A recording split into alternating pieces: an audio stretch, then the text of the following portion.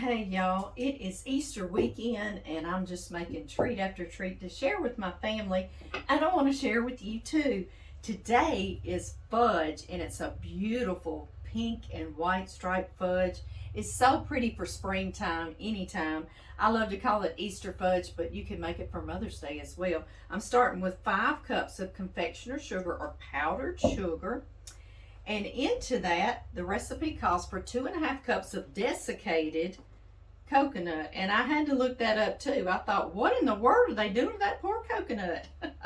So anyway, it's dried and then it's ground real fine like that. So that way when you cut your fudge, it won't have stringy pieces of coconut sticking out. Y'all know what I mean? And how I found this, I just found some dehydrated coconut chips in the store. They'll be like on an end cap in your grocery stores. Y'all know what I'm talking about. Be like dried cranberries and nuts and coconut and pineapple. Y'all know what I mean. I get my dried candied ginger there too. But anyway, I bought some of these and I desiccated them myself in a food processor till they were finely ground, 2.5 cups, okay? And that's going in.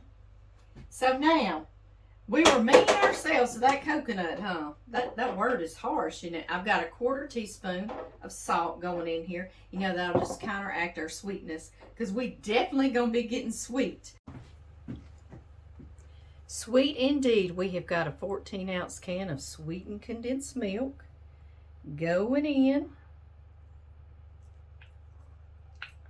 We'll help it along. And because I want to enhance that coconut flavor, this is optional. If you have it, I'm going to put about a 1/2 teaspoon of coconut extract. But if you do not have it, you still can make this fudge. I have without it too. So no worries. All right, we're going to mix, mix, mix. Y'all, this does require some elbow grease, getting that all mixed in there. And I did add 1 more 1/2 teaspoon of coconut extract. You can add, but you can't take out, right? So a total of 1 teaspoon. Okay, I have an 8x8 dish, and I buttered it on the inside and up the sides really well before I got on here. And now I put a piece of wax paper, and I buttered also the wax paper in the corners really well. That'll help us get our fudge out very easily. I'm going to take about half of this mixture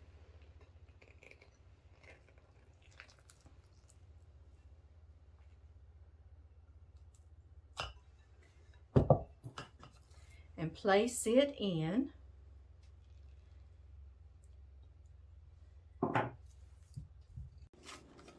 These are very handy for getting down into a dish and getting done what you need to get done. Yes, they are. Now we're going to put this in the freezer while we tint the other half.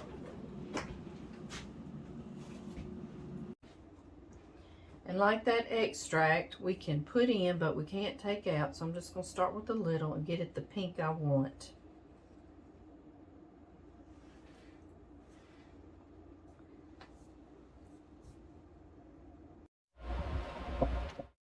And our second half, and it's a beautiful pink.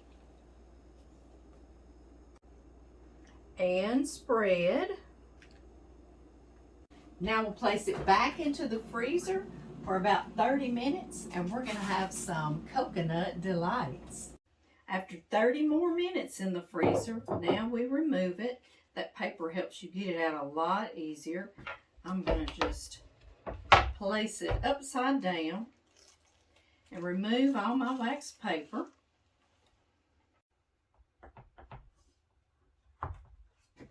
And y'all know fudge is a nice sweet little bite, so you can cut these squares nice and small. So that's all you need is a little bite, don't you? Oh, y'all, we have made it to the fun part. Look how pretty this is, and I still have a whole bunch more to cut, but we need to taste this, don't we? Y'all, you can make this for Easter. You can make this for Mother's Day, anytime during the spring or summer. It's so pretty, isn't it? Y'all, let's remember just a moment what Easter is really all about, and thank God for that.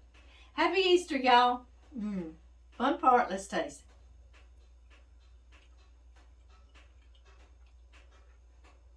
So good. I think I'm going to call them Coconut Delights instead of fudge because they don't remind me of fudge. They remind me of a spring bright flavor because of the coconut. Y'all go make this. You've got time.